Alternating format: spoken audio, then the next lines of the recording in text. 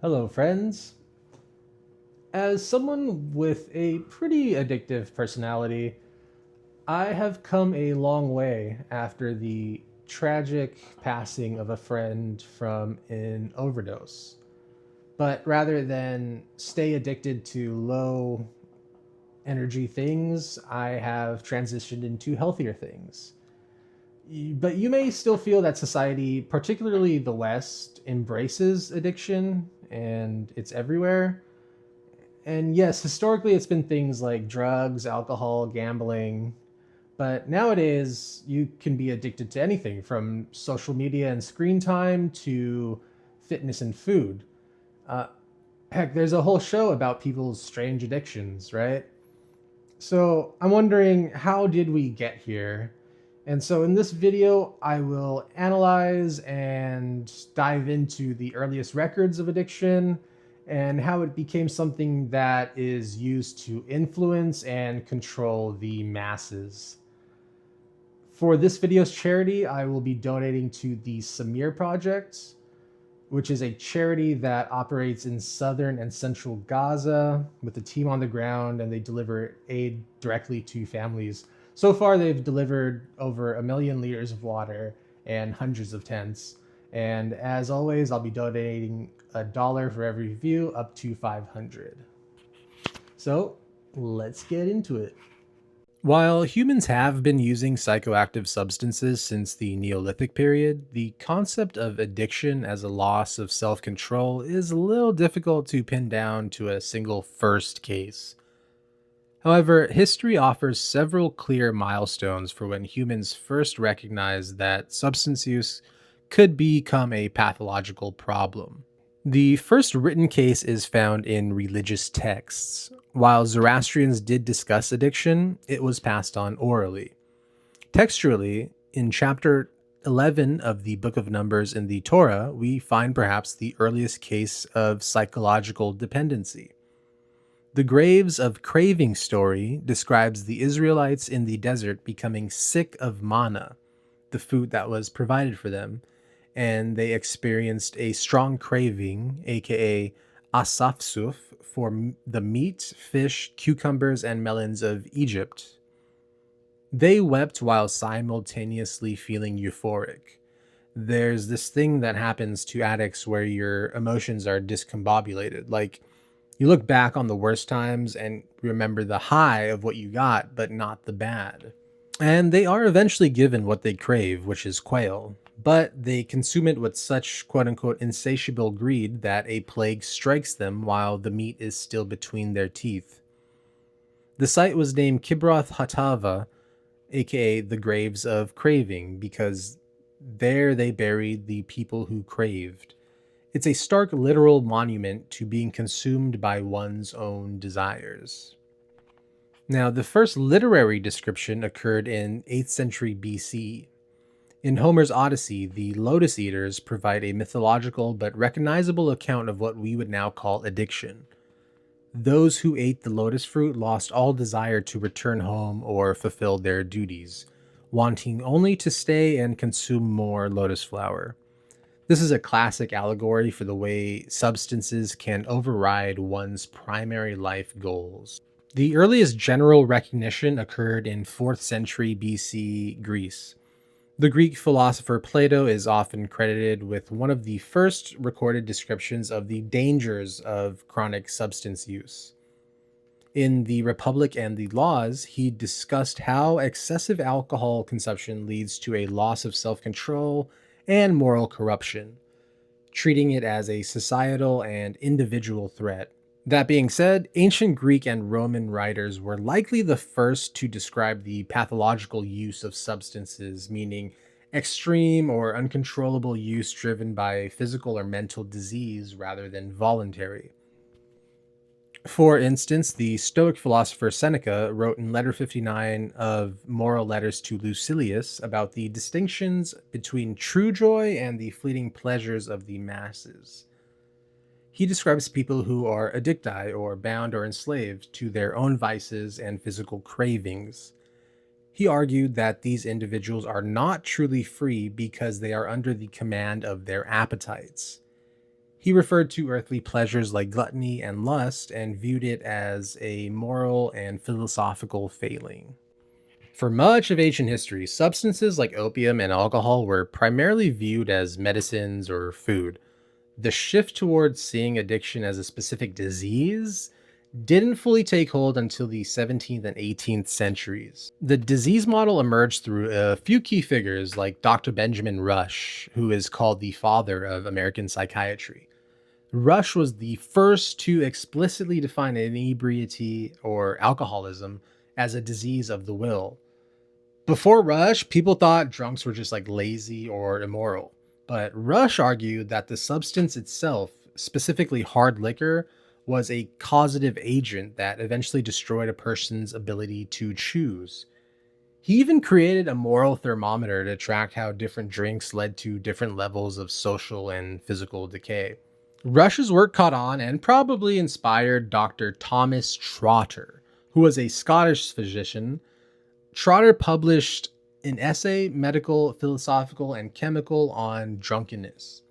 He was the first to formally state in a medical text that, and I quote, I'm going to try my Scottish accent here: I consider drunkenness, strictly speaking, to be a disease produced by a remote cause and giving birth to actions and movements in the living body that disorder the functions of health. How's that, huh? Anyway, the reason this shift happened around the late 1700s was largely due to the Industrial Revolution. Distilled spirits like gin and rum became much cheaper and more potent than the beer and wine humans had consumed for millennia. And this led to something called like the gin craze. People were like going crazy over gin because it was so cheap, and it's a whole thing. I'm not going to get into it right now, but doctors began seeing physical withdrawal symptoms and like total life collapse at a scale that didn't seem like a simple lack of willpower. But while doctors like Rush and Trotter defined it medically, Thomas de Quincey gave the world's first inside look. He basically created the drug memoir. He described the psychological cravings and the terrible pains of opium that scientific papers couldn't because they didn't really go through it. He helped the public understand that addiction wasn't just a physical sickness, but a haunting of the mind. Like, he actually took opium and was able to articulate the feeling of withdrawal. And I remember one of my closest friends, he described it, and yeah, it's something that was like so scary and unbearable to him. So it's something that obviously has been experienced for hundreds of years. So anyway, while the medical groundwork was laid in the 1700s, it took the 19th century Confessions book from De Quincey to make the general public realize that the habit was actually a deep-seated struggle with the self. He literally invented the drug memoir and brought people into the world of the addicted. And speaking of opium, I'd be remiss not to mention the Opium Wars, which lasted from 1839 to 1860. Now, this is the industrialization of addiction. You have the British East India Company essentially acting as a state-sponsored cartel. I'm talking state-sponsored addiction used as a geopolitical weapon. I'll summarize it succinctly. The British East India Company, or EIC, had a trade deficit with China. Britain wanted things like tea, porcelain, and silk, but China just wanted silver. And the Brits loved their tea so much that they were running out of silver to pay for it. And that affected the taxes on tea, which affected the government, and blah, blah, blah. So what these men did was go to India, get opium, and smuggle it into China, where, although it was illegal, by 1938, 4 to 12 million Chinese men were addicted. That was roughly 20 to 25% of their military. 1,400 tons of opium per year went into China. This demand flipped the deficit, and eventually the silver that China was receiving soon began to leave to pay for the opium. And China once tried to seize and destroy 2.5 million pounds. But Britain decimated their ships after that and forced the Chinese to sign the Treaty of Nanking, which had them cede Hong Kong as well as pay for the opium that they had destroyed. And this ruined the Chinese economy and society for the next 100 years. Effectively, the British forced the Chinese government to pay for their own citizens that the Brits had gotten addicted. Now, you can see the first case of addiction imposed onto the masses. But what happens when the call comes from inside the house? Before the 1920s, most advertising was based on selling things that was for a functional life. That all changed with Edward Bernays, who was a nephew of Sigmund Freud. Bernays argued that you could sell products by linking them to people's subconscious desire for status, power, or sex. So instead of selling what we need, advertisers began to sell what we want. Like, one of this dude's ad campaigns linked smoking cigarettes to women's liberation. It was called the Torches of Freedom in like the late 1920s. While the 1920s was the conception of selling desire, the 1950s was the industrialization of selling desire. With the invention of TV, ads were now in your living room on a screen. Commercial breaks were a repetitive psychological tool aimed at making you feel fear or inadequacy, thus pushing you to buy. Companies realized that they no longer needed to make quality products like cars, as they could make a crappier car and sell you another one a few years down the line when it breaks down.